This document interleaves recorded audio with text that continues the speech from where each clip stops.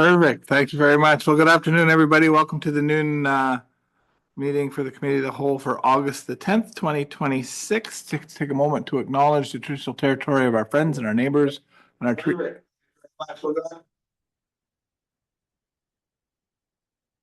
It's repeating back to me. Okay, so I just turned that off. Okay, thank you. Okay, we'll take a moment to recognize the traditional territory of our friends and our neighbors and our Treaty 8 partners, the Fort Nelson First Nation, as well as the Prophet River First Nation. We recognize our treaty, we recognize the rights within that treaty, and we recognize the enduring presence and contributions of the Métis people. Please be advised that this afternoon's meeting is available to the public to attend virtually and is being streamed and recorded. Are there any public on who wish to speak to today's agenda? Crowd, no? Online? No? Okay. There's three of us here, so we really can't make any decisions, but that's not what today's meeting is all about anyway. So today we're here to talk about the sustainable service level presentation. And so staff is here to talk to us about the regional development planning. Take it away, staff, please. Thank you, Mayor, and thank you, councilors. So yeah, there's a risk of going last, I guess. You save the best for last, but then there's a bit of burnout when you Yeah. get there, I guess. But either way, it is the best. So here we are. So I've handed out a page that has 94 different words on it. So what I did is, as I was going through and working with Luann and KWL on the presentation, it became apparent it's really difficult to be able to adequately or more, I guess, more fulsomely describe what RDP does, because a lot of it's fluid. A lot of it, there are no tangibles. There's no roads, there's no sewers. It's fluid, right? So I put together this bit of a list that talks about, that just shows at a first glance what we do in the department. So if you're talking about economic development or an environmental assessment or an official community plan or zoning or land surveys or development permits, that's us. Immigration is us. But there's also things on this list where RDP plays a role, but we also do so in collaboration with other departments. So things like government transfers. So that's a collaboration between RDP, finance and corporate services, information record requests, or the primary care stabilization. That's not just RDP in isolation, but this is essentially the things that we touch on in the department. So I put that together, just like I said, as a first glance, so that if anyone asks what we do in the department, it's on one page. So it's in the agenda. Okay, just give them a second to pull up the agenda. Sure. I've had a look at it, so I've seen your presentation, so Perfect. While Tracy's looking for that, maybe I'll just continue.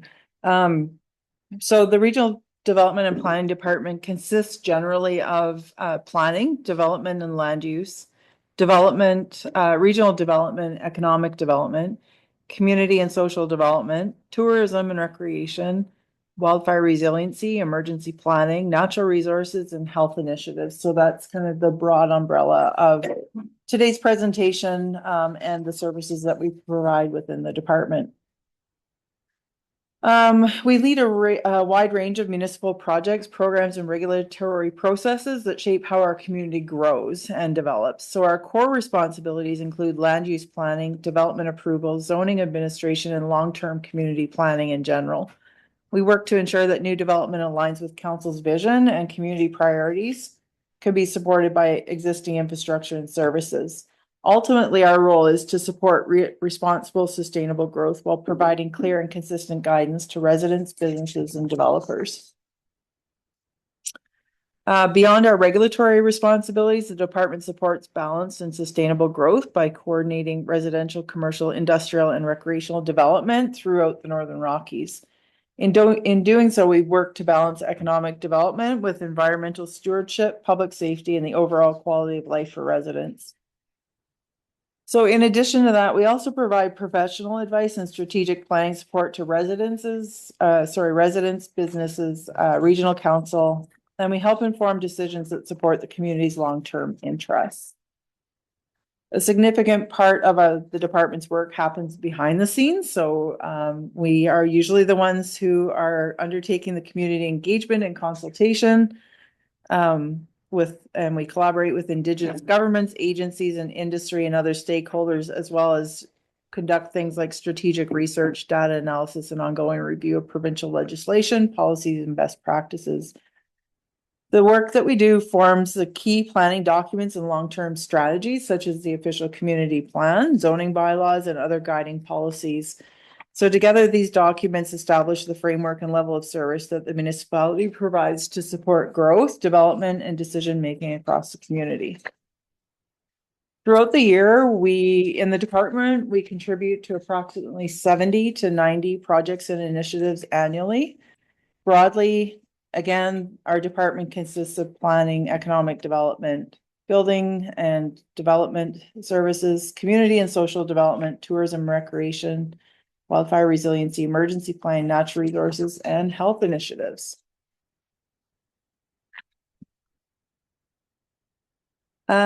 So the agenda for today, we're going to follow the same format that has been followed in the other sustainable service delivery presentations. So okay. We're good, Lisa. So we're going to follow the same format of the presentation as in the other presentations from the other departments. We've got 5 sections in the department, and we'll start off with planning, development, and land use. Scope of service for planning, development, and land use. So this is essentially what we do. Maybe I'll give them a minute here.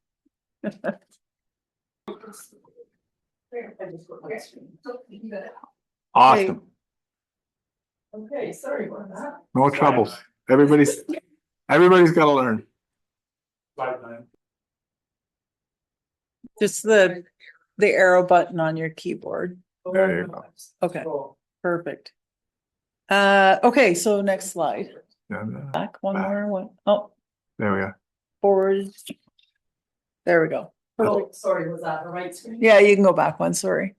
Yep. Okay, Scope of- so for the scope of service, so this is what do we do for when we're talking about planning, development, and land use. So we have an official community plan and a rural official community plan. So we have 2 OCPs. We look at housing needs, and we're required by legislation to undertake housing needs reports. We have 2 zoning bylaws, so a zoning are for our Fort Nelson proper area, as well as a rural zoning bylaw. We undertake bylaw updates, so things like our building bylaw, sign bylaw, business and regulation bylaw. We undertake planning projects, so things like the downtown revitalization project, as well as parking. We look at that, dog parks, that sort of thing. We undertake development approvals and variances, so many times we'll come to council with temporary use permits, DVPs, DPs, that sort of thing. We undertake review and approval of subdivisions within the department, as well as review and approval of business licenses. We undertake information and records requests, so things like comfort letters, property information requests, and general inquiries. We also undertake land use planning and disposition, so referrals, management plans, and crown land use plans, as well as sales of land and airport leases and building inspection services. So that includes not just the building inspection services themselves, but things like the agreement that we have with Fort Nelson First Nation. When there's updates from BC Energy Step Code, as well as the BC Building Code, we're required to do updates in accordance with those. And under building inspection services, we also look at abandoned structures and remedial action as well. So when we look at levels of service for planning and development, I kind of think of it as like, why do we do what we do and to what level?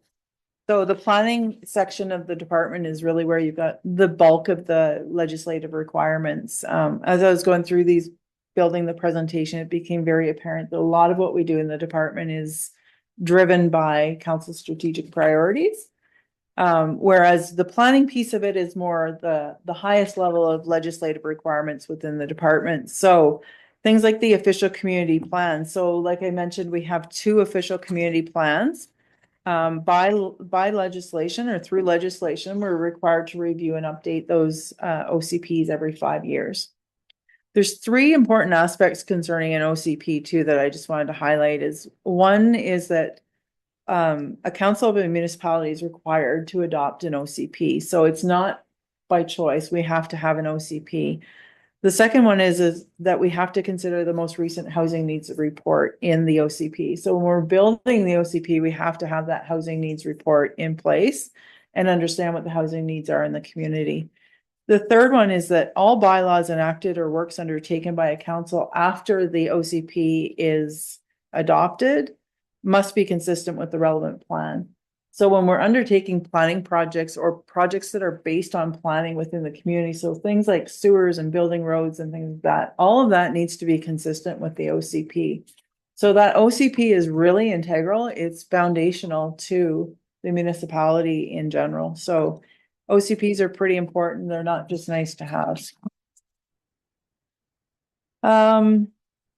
So moving ahead, housing needs report. So we are required, we have an interim housing needs report from 2022, 2024, and we'll have to do another one in 2028. So housing needs reports are required under the Local Government Act under Part 14. And local government by resolution must receive a housing needs report on and before December 31st, 2028 for our next update. So that's on the horizon. For zoning bylaws, like I mentioned, we have 2 zoning bylaws, and the zoning bylaws must be informed by the housing needs report. That's a requirement under the Local Government Act. And of course, under the Local Government Act, your zoning bylaw must be consistent with your OCP. So you can see how a lot of things link back to the OCP. In the planning department or the planning section of the department, we undertake bylaw updates. So we've got approximately 20 bylaws that the department deals with on a regular basis, some more so than others. We sometimes undertake changes or updates to our bylaws based on legislation changes. So recently we had the small scale multi-unit housing requirements that required zoning bylaw updates. We have updated housing needs reports that may require an update to the zoning bylaw, or just simple applications that come in from the public. Our building bylaws sometimes will require revisions based on the BC Building Code or Energy Step Code. We undertake planning projects. So this year, I think we've got 8 special projects that are directly related to planning and linked to council strategic priorities. Development approvals and variances. So on average, we usually have about 10 per year over the last 5 years. And these include development permits, development variance permits, sign permits, temporary use permits, zoning, and OCP amendments. And these aren't just applications that come to council. Most applications require a council approval, which means then that we have to reports and we have to research legislation and do public notification. Send out mail outs, do agency referrals, those type of things. So all those behind the scene things that you don't see before they get to the council table occur within the department as well. Another one that we receive occasionally are new developments. So the larger developments, for example, like the Sunset multi-unit housing development or the McDonald's, they require a significant amount of work in the background as well.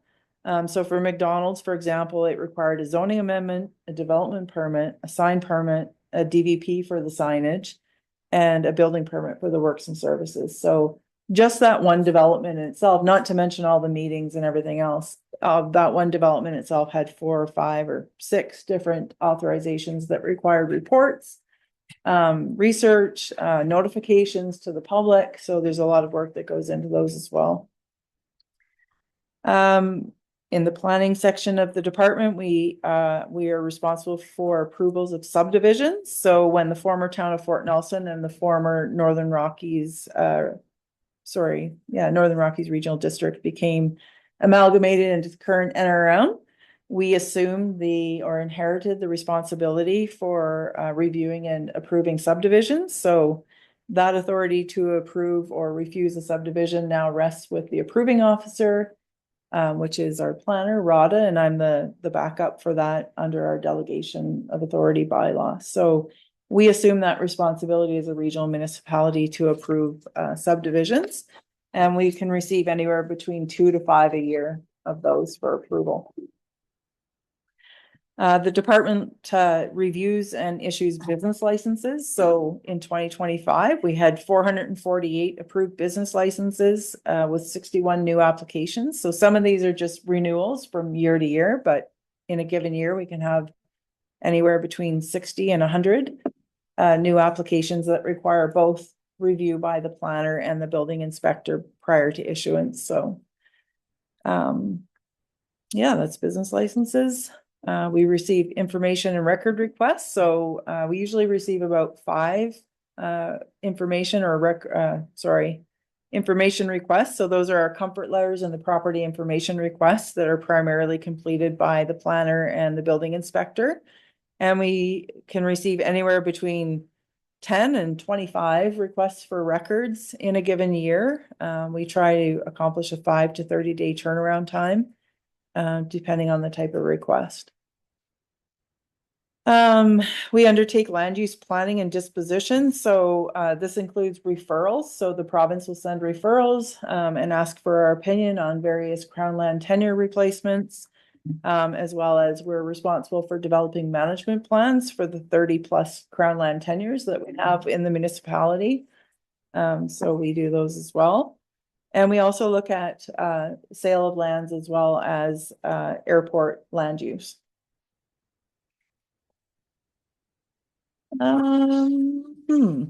Building inspection services. So in 2025, we had 24 building permits and 7 demolition permits. We target a 5 to 10 day turnaround time on those. In 2004, we had 166. So it can fluctuate significantly depending on the year and the complexity and type of development that's occurring within the community. In addition to issuing and reviewing building permits, we also, like I mentioned earlier, have our building inspection service agreement with Fort Nelson First Nation. We have to ensure that we're on top of any changes that occur as far as the BC Energy Step Code or the BC Building Code. And then, like I also mentioned, we deal with, to an extent, the abandoned structures and remedial action process in collaboration with fire and bylaw. And just a note on the building bylaw, soon council hopefully will see a first and second reading of our draft bylaw that we've been working with Don Woodstone on for the building bylaw. The province sets out the BC Building Code, and it's really up to a local government to what extent they decide to enforce it locally. Which is an interesting dynamic. So right now our building bylaw only covers certain parts of the municipality, which could certainly change in the future should council wish to do so. But once you do have a building bylaw, the municipality is required to employ or contract a qualified building official. So it's a requirement to actually have that in place once you have a bylaw. Next, all right, this slide, benefits from the service. So thanks, Tracy. My back is to the. So direct benefits. So community planning benefits everyone who lives, works, invests, or visits, or has a long-term interest in the community by helping ensure that decisions reflect local priorities and future needs. That's why so much of the work that we do is based on public engagement. Local governments definitely benefit from undertaking land use planning and regulating development by ensuring that there's a clear understanding of community priorities and needs. There's use planning to guide decision-making, budgeting, and capital investment. So by having these things in place, council can make more informed decisions. And it reduces conflict by establishing shared goals and expectations. So if you think about the bulk fuel zoning amendment, without those rules, the intent of those rules, it's difficult to make a decision that's equitable and transparent. So general benefits are community planning helps communities identify shared priorities, make informed decisions, coordinate investments, and create a more sustainable, resilient, and livable future. Next slide.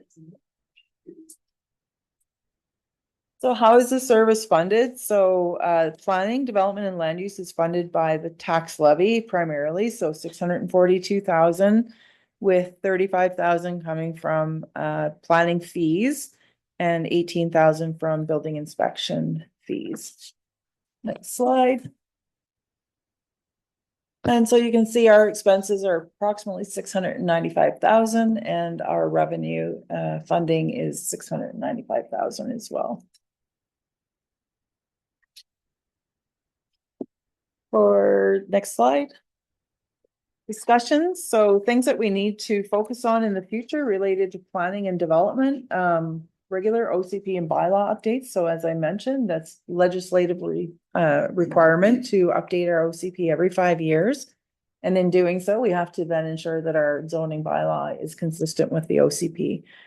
Housing needs and affordability is another one that I think needs to be on the radar. As per our housing needs report, we've identified that seniors housing, there's going to be a shortage. Aging housing stock is another one that's likely needing to be on our radar as well. There are legislative changes that we're always needing to pay attention to. So small scale multi-unit housing, cultural heritage planning, these are all things that come up as mandated by the province. Land use planning, so Crown land use planning, so things like the Casca IPCA, Doig Rivers land use planning, things like that are things that we really need to be paying attention to, as well as just general bylaw reviews and potential revenue increases. So you can see a significant part of the costs associated with the department are dependent on tax levy. So there's an opportunity potentially to look at fees, which we haven't done in some time. That is the planning and development section of the department. If there's any questions. I'm good. You good? Okay. Counselor, any extra questions? No, I just want to say kudos to you, Lisa, because I never have enough hours in the day to get what I need to get done. Great job, you guys. Aw, thanks. Well, there, you can't see it on camera, but most of them are sitting here behind me, so it's really there them. you go. Great job, everybody. It's really them who does the work. Okay. Tracy? No, just the screen's gone there. Oh, you need the screens then? Yeah, back to regional planning, yeah. That's like 1/5 of the department. See, that's why nobody knows what we do. Look at your sheet of paper. Take off the words. Tick, tick. That's right. There you go. I'll start while Tracy's getting that back up. Okay. So for the purposes of the sustainable service delivery presentation, we've combined community social development with economic development, but tourism is separate. So we've kind of done that just the way the budget's set up. So we'll talk about scope of service, level of service for regional development. Then we'll look at community social, and then we bring it all together for the budget piece. There's less legislative requirements around the rest of the department, so we should be able to go through it a little bit quicker. Yeah. Thanks. Okay. So what does regional development consist of? So what do we actually do as this part of the department? We undertake economic focused projects and reports. So things like the economic diversification strategy, the airport master plan, economic impact assessments, and labor market study. We administer economic focused programs. So things like the business facade improvement program, as well as immigration. We focus on transportation. So we've undertaken a transportation study. We look at local flight services, and rail falls under this as well. We provide support to the community forest, so engagement, provide legal advice, and then we recruit for board directors and alternate directors. We support business, so things like the Shop Local business walks, collaborate with the Chamber of Commerce. We field investment inquiries. We host 2 websites, one for tourism and one for Invest Northern Rockies. And we just recently purchased or maintain a client relationship management tool, so CRM tool, to help us better track and serve local business. In addition, we have a lens on agriculture. So we talked a little bit about potentially having a committee of council in the future, which would probably fall under our department. In the past, we've had a steering committee, an agricultural steering committee. We attend and participate in Fort Nelson First Nations agricultural committee as well. We dabble in utilities and telecommunications. So things like collaborating with thanks, Tracy. Collaborating with service providers, as well as we submit BCUC, so the BC Utilities Commission submissions. So just recently we've submitted one regarding Fortis BC and their long-term resource plan. And we've done so in the past with BC Hydro as well. We undertake marketing, so things like publications, we'll put articles in. We do things like Hometown Takeover Canada and the Viewpoint Marketing Project. We lead energy planning, so things like the Community Energy Plan for Toad River, as well as Greenhouse Gas Action Plan, and then LGCAP falls under this as well.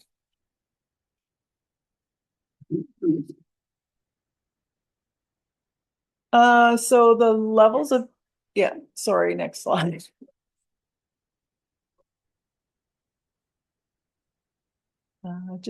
There you go. Yeah. So why do we do what we do, and what drives the service when we're talking about regional development? A lot of what we do in regional development is driven by council's strategic priorities. So one of those strategic priorities is the interim will support activities to grow the economy. We've got 5 special projects this year that are related to regional development, and we take proactive steps to encourage community investment. So things like the business facade improvement program, supporting the community forest, and then undertaking marketing. The economic diversification strategy obviously is fairly prevalent in this part of the department. So strategies like this, including the previous regional economic strategy, are based on fulsome public engagement processes and drive focus on areas of economic opportunity. So it's really hearing directly from the community where those opportunities exist. We also provide the service when investment opportunities come knocking on the door, I guess. So those potential investment opportunities drive focus as well. And it's ensuring that investors have the right information when they do come looking for it from us. We also want to make sure that we're working with agencies and service providers like BC Hydro and Fortis to ensure that we create an environment that's responsive and prepared for business development as well. And then last but not least, what drives the service is meeting community needs. So impact assessments, undertaking things so that we fully understand what the impact of some of these activities or planning processes are on economic or social. Labor market study is another example of looking at the needs and gaps in the community and what's needed to help ensure that businesses have the supports that they need and the resources they need, as well as community feedback, and then immigration programs as well. So the benefits, direct benefits, are economic development benefits residents, businesses, and the broader community by creating jobs, attracting investment, strengthening the tax base, and supporting long-term community. For a local government, there's a benefit through having a broader tax base, increased investment, and greater financial sustainability. Next slide. So just jumping over now at this other part of regional development is the community and social services. So what do we do in relation to community and social development? Well, we develop strategies and reports, so things like the complete community needs strategy. Accessibility, so we take part and in accessibility events, the feedback mechanism, we support the local accessibility and inclusion committee, as well as implement the accessibility plan. We undertake or promote Indigenous relations, so things like the development of the land acknowledgement framework was done so in the planning department. We have regular meetings with Fort Nelson First Nation, operational meetings on a monthly basis to talk about the projects that we're undertaking and the projects that they're undertaking and identifying those synergies. And we participate in events. Most recently, we had a team of folks go over and participate in the annual celebration. We provide support to clubs and nonprofits. So the government transfers program is a good example of that, as well as the grant writer support that we provide. We lead and participate in community events. So things like the street festival, the Breathe campaign that we had a couple of years ago, career fairs, those type of things. And then we look at community needs. So things like age-friendly communities, seniors housing project, in response to what we found in the housing needs report. There's community supports that's provided out of the department as well. So things like supporting EOC recovery activities was done out of the department. And then as part of the community social services, we also support local sustainability. So all of the organic waste diversion, vermicompost education, when we talk about the share shed or the food cycler or the environmental climate action, that's all done out of this portfolio as well. For levels of service for community and social services, why do we do what we do? Well, again, it's largely driven by council's strategic priorities. So one of the priorities is to incorporate governance practices that support our service delivery and effectively engage with our community and community partners, as well as promote a physically, mentally, and socially healthy community. We have six special projects this year supported by council related to community and social development.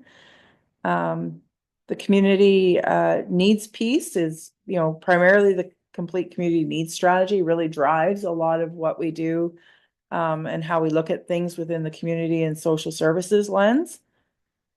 There's also legislation that drives what we do in this regard around the Accessible British Columbia Act. And things like UNDRIP or the Declaration of Rights of Indigenous Peoples. So Indigenous reconciliation is a piece of this service as well.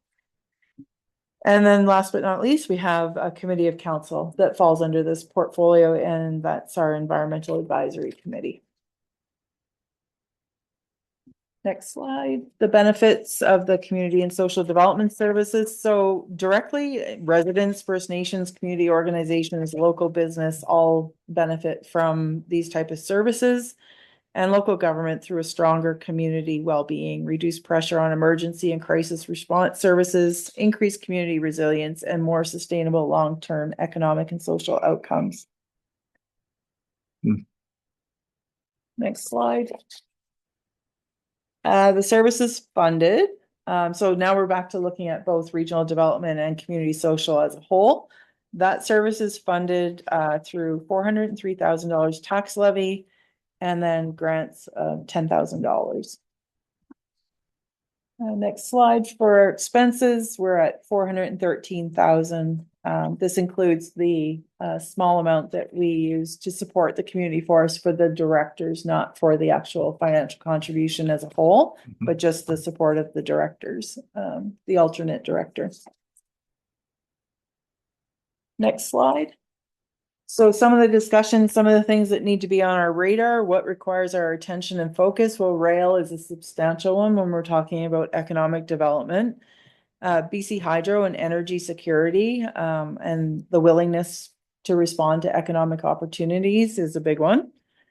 Economic diversification, so supporting and creating conditions that promote a diversified and resilient economy, and this links obviously to strengthening the tax base. So We've seen the results in the past of being, having a tax base that's dependent on one or two different industries. It's important that we start really looking at economic diversification. Natural resource-based opportunities, so ensuring that they continue to exist, and the relationship to land use planning. So that's a big one that we know, land use planning can have an impact on the amount of land that's available for economic development. So something that we need to pay attention to, as well as the community forest. So that we know, there's an updated timber supply analysis that's needed to support a new AAC determination and a new management plan for the community forest that's due in 2029. So there's an opportunity to revisit the vision, objectives, and goals of the CF when that new management plan is developed. So those are some things that we really, I think, need to have on our radar related to regional development. For community and social services discussion, some things that need to be on our radar or what needs attention is housing availability and affordability. So increasing access to suitable housing for families, workers, seniors, and vulnerable populations. Housing insecurity and homelessness. So it's not one that we've really spent a lot of time on to date, but it's definitely something with our changing demographic that we're going to need to pay attention to. Senior services and aging in place is another one that, you know, even though it might not be the role of the NRM, we definitely support in various capacities. Youth engagement and retention, childcare and family supports, support for our nonprofits, and Indigenous reconciliation are all, I think, things that we really need to focus on here now and in the future. Any questions? Don't close the presentation. That's 2/5. We're almost there. I'm gonna go quicker. 2/5. Any questions? Okay. Yep. The only one I had you answered was the support for the directors at $13,000 that was Mm. there, yeah. Mhm. Yeah. Okay, so moving on, so the third aspect of the or section of the department is tourism and recreation. So we've separated that from economic development, just because historically it's always had its own budget. So it's sitting in this presentation separately as well. So for tourism and recreation, what do we do related to tourism? So we develop strategies. So things like our NRM tourism strategy and action plan is one. The economic diversification strategy that touches on tourism is another. We participate in community or promote community participation when it comes to tourism. So things like our tourism advisory committee and recreation groups, we engage with them. We provide tourism services. So the Fort Nelson Visitor Information Center is our service that we provide. We provide tourism experiences and information. So things like signage, the travel guide, the hiking guide, the public washroom partnership program, our tourism website are all tourism experiences and information that's supported in the department. We undertake and participate in trade shows. So as part of the Northeast Co-op, we undertake those, and we're just starting to talk about maybe doing a couple on our own actually, and really promoting the NRM. And doing some of that ourselves. Marketing, Hillary and Krista and I have sat down and talked about how can we do more targeted marketing? How can we take advantage of the hockey families who come into the community and really start promoting some of the great events that are happening in the community? So making it a more personalized experience. So we're starting to look at that as well. And we also undertake collaboration with partner agencies regarding regional recreation. So things like the conversations that come to council around the BC parks and recreation sites and those sort of things. For levels of service, so what drives the service? Again, it's council's strategic priorities. So one of the priorities is to support activities to grow the economy, and tourism is actually mentioned in that strategic priority. We have 4 special projects this year that'll support tourism. The Visitor Information Center has levels of service through our contract and through Destination BC. So there's expected service standards that drives the service that's provided there as well. We have a Tourism Advisory Committee, which is a committee of council that the department oversees and facilitates or helps to support. And we implement tourism strategy initiatives, so things like surveys, events, business awareness, that sort of thing. And then, of course, our new economic diversification strategy, which has a section dedicated to tourism. The benefits of the service, so directly it's residents, businesses and visitors, and local governments benefit through increased revenues, economic diversification, improved infrastructure, and enhanced community attractiveness. The service is funded through tax levy, so 307,000 is tax levy, with 4,800 from sale of goods and $50,000 from an economic development capacity grant from NDIT. And their expenses for that section of the department is 362,000. Some discussions, things that we need to have on our radar or what we need to pay attention to is the tourism strategy and action plan. So that expires or was a 5-year, intended to be a 5-year plan. So it was developed in 2022. So sometime soon, around 2027, we should be looking at revitalizing that plan. We have our economic diversification strategy. So we are already working on implementation of some of those recommendations that were made in that strategy, as well as recreation sites. So the conversations that we've been having with council around assuming the Parker Lake and Demo Forest, and then the potential to develop and market those as tourism destinations or tourism assets. Any questions? Can you remind me what the contract with the Chamber of Commerce is, the dollar amount? We're at 105. 105? That's pretty close. Thank you. All right, the next part, the fourth part of our department is the wildfire resiliency, emergency planning and natural resources. So although emergency planning itself is not formally part of RDP, the emergency program coordinator, Terry's role or position, includes responsibilities that fall within emergency planning. So we've included it for the purposes of this presentation with RDP, but it is a discussion for future about where does emergency planning actually sit? Should it be in RDP or in a different department? No. That isn't for today. Okay, so when we look at scope of service, what services are included? So under wildfire resiliency, we've got things like our Community Fire Smart and Resiliency Committee. We've got community resiliency investment, so that $200,000 grant that we apply for through UBCM. We've got our community wildfire resiliency plan. So now that that's in place, the expectation is that activities that we undertake are in accordance with that plan. So things like his assessments and events and education, wildfire risk reduction projects, and potential rebate programs, those should all fall or comply with that community wildfire resiliency plan. For emergency planning and mitigation, we've got, like I mentioned, the EPC or the emergency program coordinator resides within the department, although the work itself isn't at this time considered part of RDP. It sits in the position that's in RDP. And that also entails EOC planning.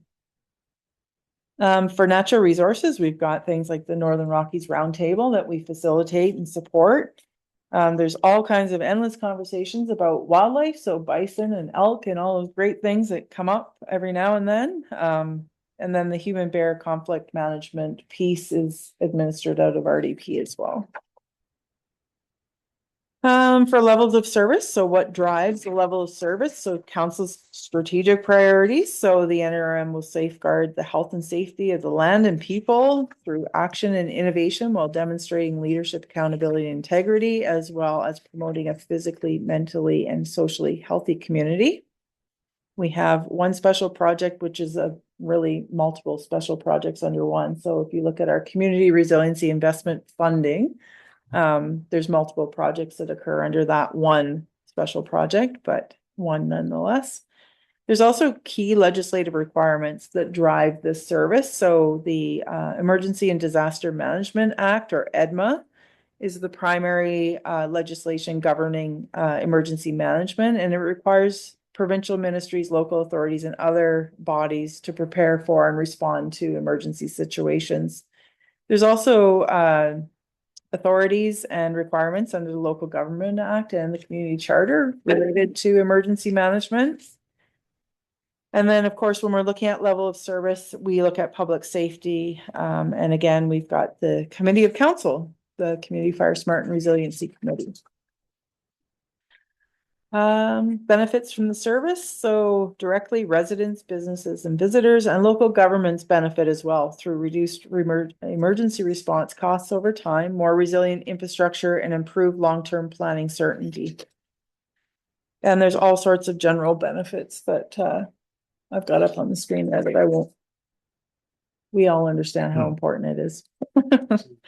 So how is the service funded? The tax levy funds 147,000 and grants 86,000. So this is our community investment or community resiliency and investment funding.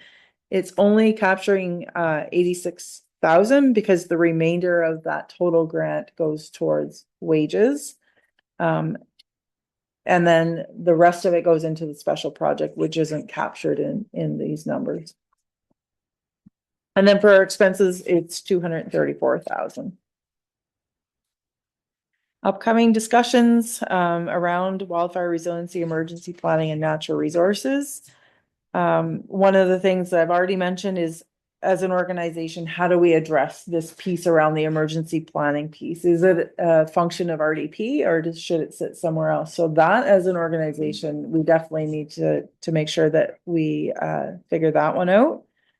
As well as the ongoing implementation of new EDMA requirements. So local authority regulations under EDMA were introduced to take effect on January 1st, 2027. And while parts of the legislation are active, a phased rollout continues. So things like having to undertake hazard and risk assessments, emergency management plans, and business continuity plans, all are going to be requirements that are eventually going to come due, sort of thing. So those are things that we definitely need to pay some attention to as an organization. Any questions? I just have a comment in that, especially around emergency management. I don't know how many people get PTSD from watching what's going on in the Okanagan. And I think it is what it makes me think regarding our region is we've got a lot of tentacles of approaches of how to approach this, but I don't think that we have really good, there's no central voice yet that where everyone's willing to work together on fire smarting and how we go about this. And I think that that's actually something going to fall to councils for sure in the very next term or before this one's over. And it is cases like Summerland and that actually prove why you actually have to get through the uncomfortable portion of community engagement or community finding agreement, even where there isn't agreement, in order to actually get plans to act into action. So I certainly support the idea of that being part of the discussion going ahead. Mm-hmm. I think you'll see our wildfire resiliency committee evolve into that. Yeah. I think that's a really good evolution for it to take. Yes, if it gets to that. Yeah. Go ahead, Scott. Sorry, thanks. I was just trying to find my unmute button. Yeah, just to add to that, and Lisa touched on it, it's something that from an operational perspective, with that natural resource coordinator position and the emergency program coordinator position, when we dovetailed that a couple of years ago now, it made sense in a sense that there was activities under that natural resource coordinator position that they always looked after from an emergency management perspective, things like fire smart and prescribed burns, or organizing things like that, grant applications for CRI applications, things like that. What we didn't necessarily recognize at the time, and of course it's increased since then, is the demands on the position. So essentially everything that's required of that position currently when you look at what the natural resource coordinator position, the activities and the capacity required there, and the emergency program coordinator position, it's too much under that one position. So it's something that we're currently reevaluating. It's a conversation I'll have with new CAO Brewer. Myself and Lisa have chatted with it in depth. The combination of the EDMA regulations, which increases demands, there's significant demands on local government that's required from the province, and those are increasing over time with the new legislation. And of course, we're seeing increased demands from an emergency perspective because we're seeing increased emergencies and the level of them. And as Councillor Souls just brought up, we're seeing that in the southern BC today. So a lot of weights and distractions on local governments. We've seen it ourselves the past 3 years. So it's something that needs to be reevaluated internally around how that structure is, what it looks like moving forward, because it's not sustainable the way it's currently done from within that department, just because of the amount of work that's done in the background. And I definitely don't see it being reduced over time here over the next few years. So something that's we're having discussions about, because doing it on side of desk, which was typically what local governments did, especially local governments of our size have done in the past, is not something that's sustainable. And of course, we're unique because we got such a large land base, and we've seen that over the past few years with the amount of the EOC activations and alerts and whatnot with the EOC. So just wanted to add that as part of this discussion. That's all. Yeah. I think I have some thoughts. I think I have some thoughts around that. When I review back to when we were sitting in here, we had the EOC operational. There was nobody from the fire department here on us, so I'd be reluctant for that emergency operation position to move over and move out of this RDP. I think that relationship that the emergency coordinator has with the people who will have to man the EOC, because we know the fire department is operational, right? And so that, to me, that we'll never have a dedicated EOC personnel, right? I mean, that'll never happen in the size of our community. So it has to be the people in this office who step up and and go into the emergency operations center. So to me, the synergy of having the Terry working directly with everybody who's going to be there makes a lot of sense to me. I mean, on the surface of it, it makes some sense that it would go over to the fire department, but that's very operational. And it can't go to the fire department. So you'll talk to some old fire chiefs in some other organizations that think it belongs in the fire department, and it really doesn't. I mean, fire department's got, like you said, Mayor, that they have their own work to do. It needs to be within the organization. The challenge here is the role that Terry currently is doing from an EPC perspective makes sense, and that's how, in my opinion, anyway, it needs to work.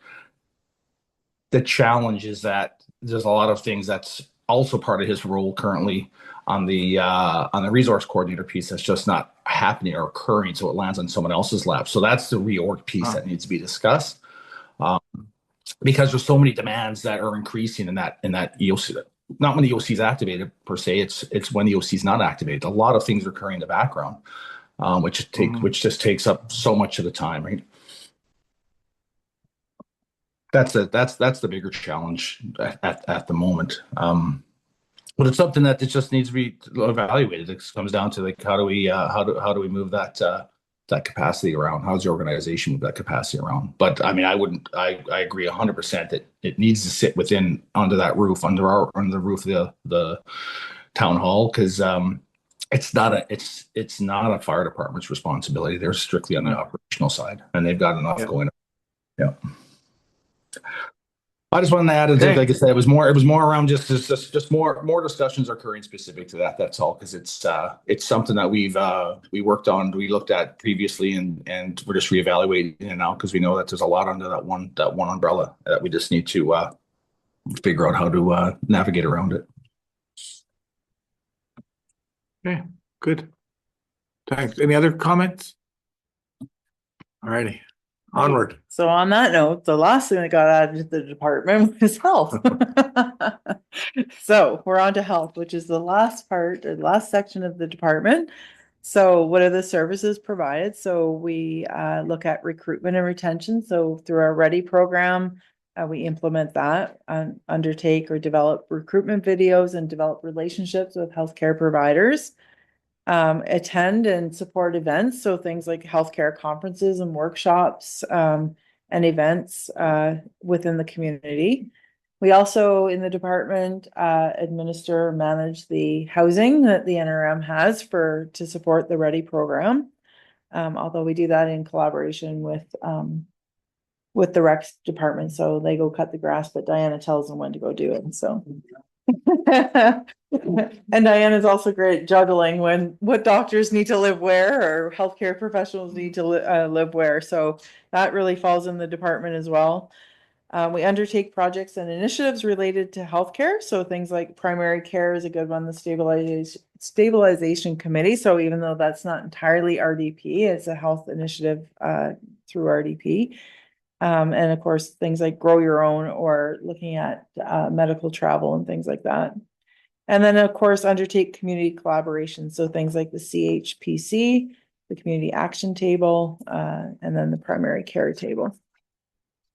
What drives the service? So this is interesting because the level of service is really linked to council's strategic priorities. This is a service that council has decided is important for the NRM and for the local government to undertake. So we have a strategic priority around promoting a physically and mentally and socially healthy community. So that drives the service.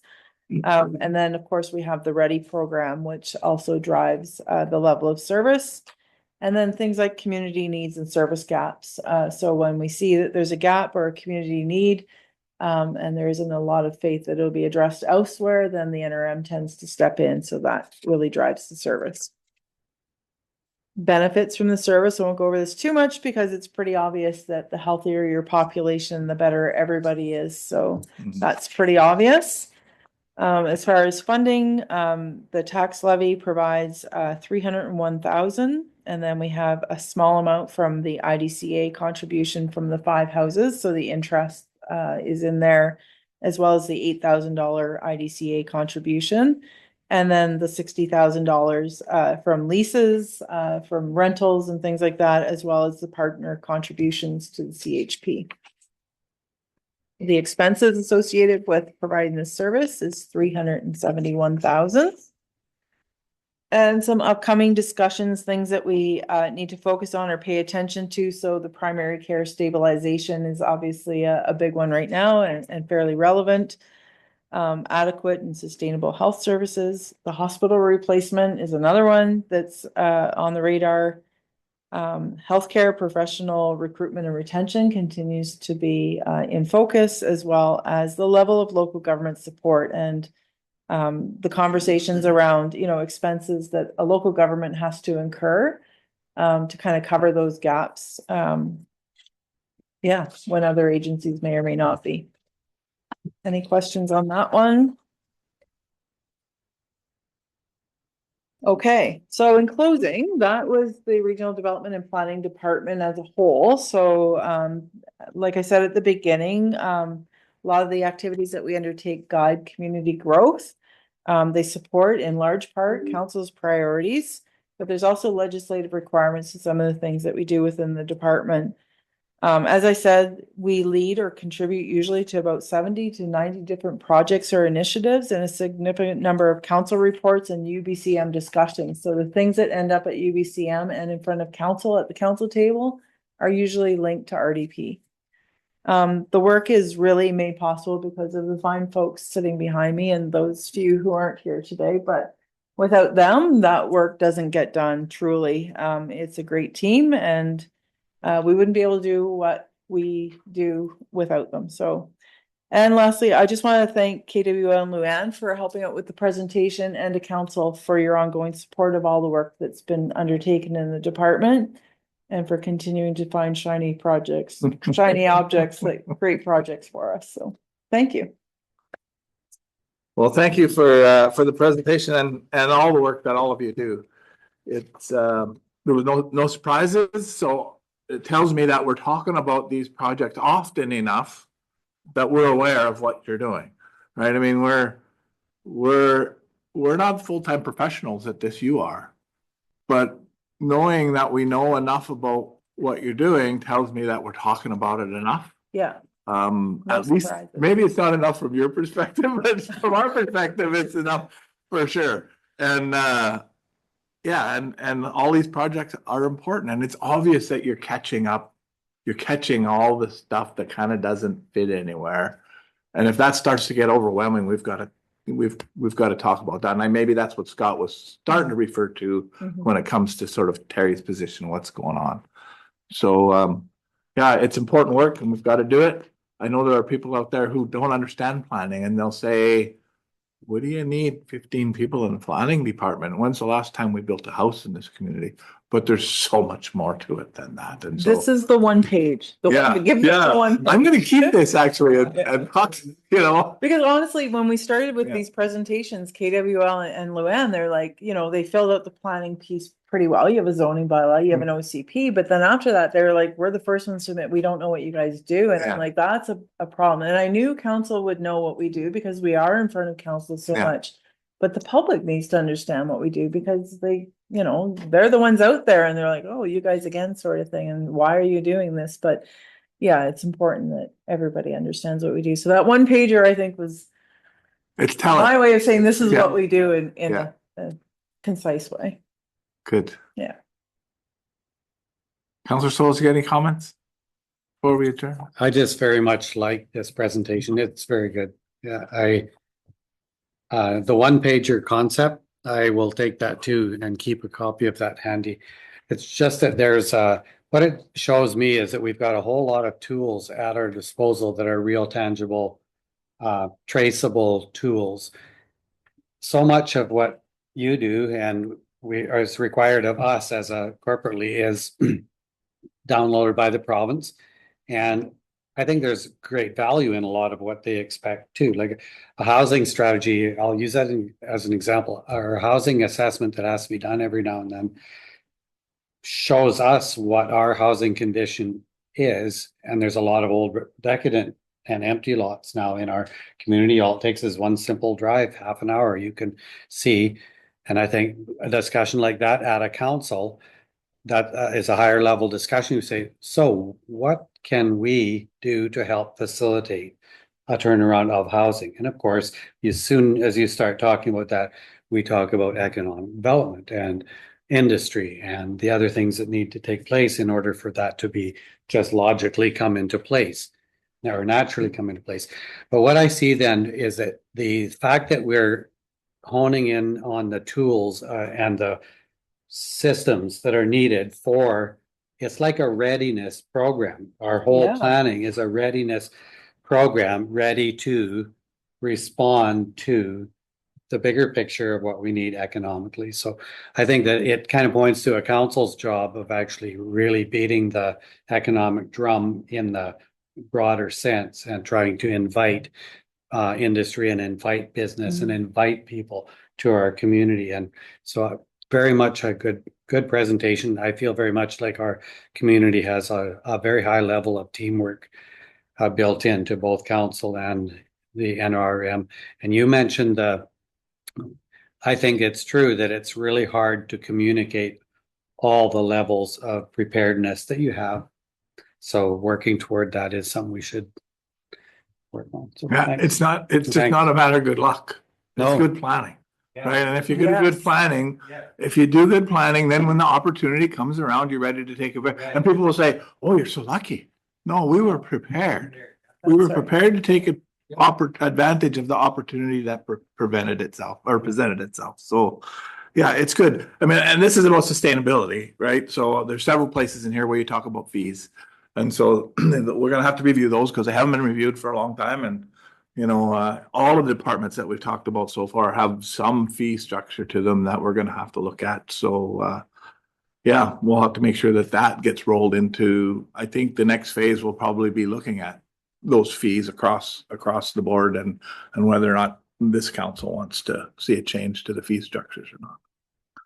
Good. You fail to plan, you plan to fail. That's right. That's Yeah. it. And it's like housing, for example, when you talk about, it's not necessarily our job to build new houses, but you start looking at seniors' needs and you look at attraction and retention, even environmental, you look at like, where are these homes? Where are all the building materials when they demo these homes? Where is it going to go? It goes into the landfill. I mean, it's all full circle. Mm. So, yeah, planning's important.